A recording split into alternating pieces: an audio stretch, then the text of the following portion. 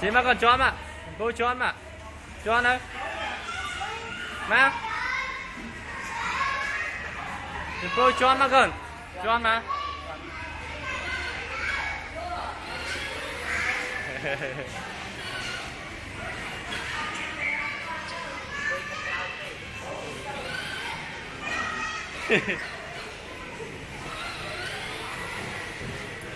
Mà.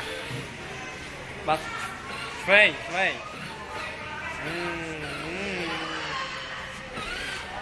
Đã kháng đó.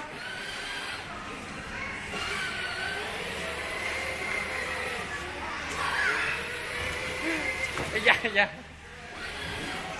Bắt này, bắt cơm á, bắt cắt cốt. Làm chim á, Đó, trên chó đó.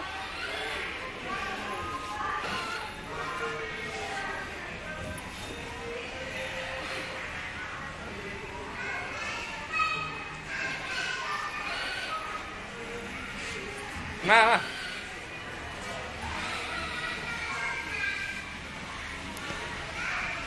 Cho bác ơi. Cho khả năng bác. Lên.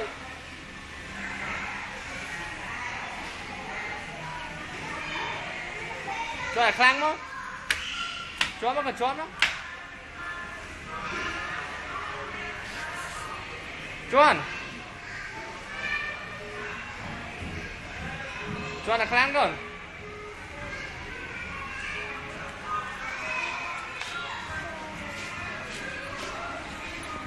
Cho nè. Cắn cột. Cho khả năng, cho nhỉ.